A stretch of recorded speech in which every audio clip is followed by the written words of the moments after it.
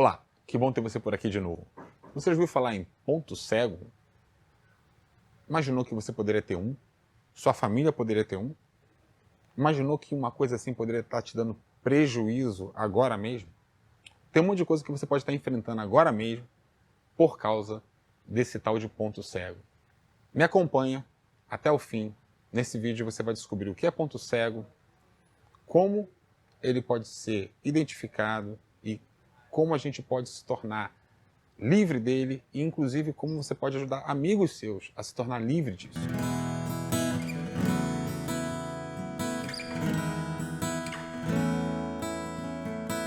Para te explicar o que é ponto cego, eu preciso começar por uma outra coisa, te explicando o que é universal. Vem aqui comigo. Imagina que todas as pessoas do mundo estão representadas nesse quadrado. E que essas pessoas têm algumas coisas em comum.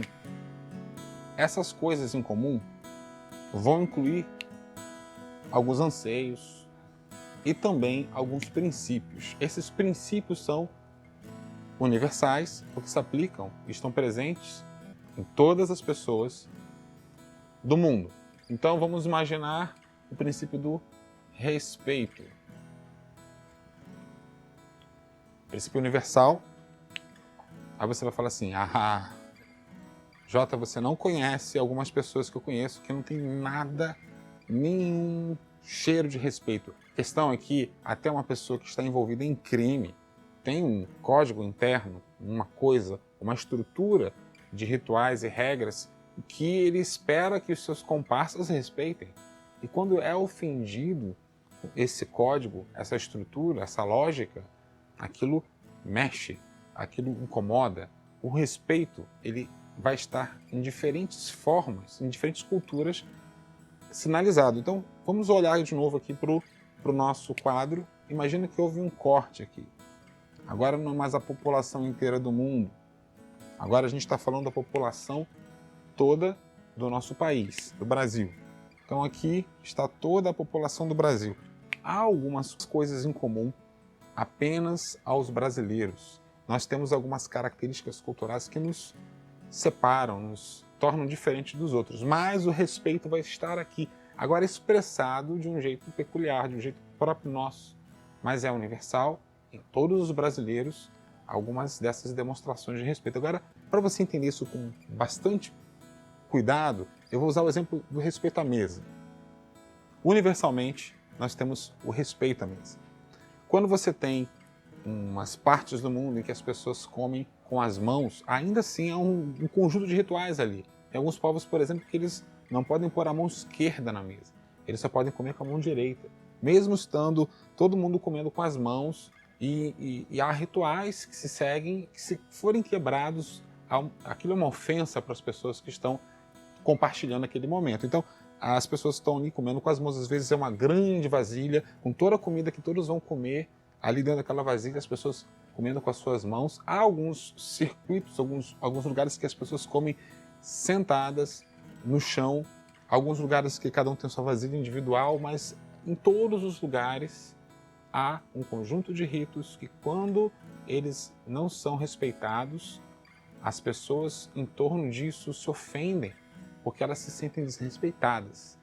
Nosso caso brasileiro, se você for pensar nessa faixa da população que nós representamos, nós temos nosso conjunto de coisas, nossas regras à mesa, que quando elas são quebradas também é uma ofensa para algumas pessoas. Coisa você pode observar que não importa quão variáveis sejam as culturas entre si, não importa quão diferente seja um povo do outro, ou uma subcultura da outra, no final das contas, quando alguém viola um conjunto de práticas que é esperado que se tenha, por exemplo, no respeito à mesa, aquilo é uma ofensa, você desrespeitou.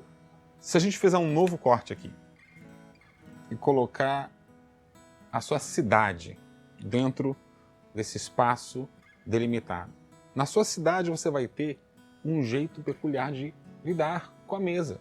As regras, os rituais de lidar com a comida, vocês podem ter comidas típicas, jeito típico de se comer, e quando se ofende esses rituais, esse jeito típico de comer que nós temos. As pessoas, elas estão se sentindo desrespeitadas. A questão aqui é universal, a ideia de respeito é universal. Mas aí se você volta para o quadro, você imagina o seguinte, imagina que esse ponto é a sua família. A sua família pode sim ter um jeito peculiar, um jeitão dela fazer as suas coisas. Continuando no exemplo do comer, do estar à mesa. Sua família pode ter uma maneira de lidar com a comida que seja própria.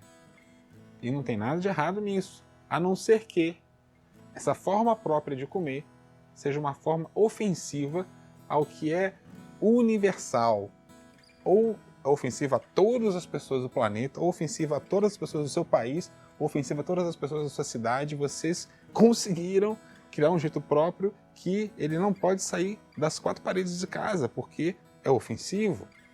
E se você não tem consciência disso, e se essa forma sua de lidar com os rituais da mesa, que é só a sua família que faz, for uma forma que ofende, que é um ponto cego, essa lógica do ponto cego, ela se faz presente de um jeito que coisas que podem ser tidas para um certo nicho, para um grupo de pessoas, como coisas que não são nem importantes ou não tem nem consciência desse fato. Aquela coisa sem consciência, ela é importante para a grande maioria ou a totalidade das pessoas de fora daquele círculo. Você gostou do que você está ouvindo? Então você pode curtir.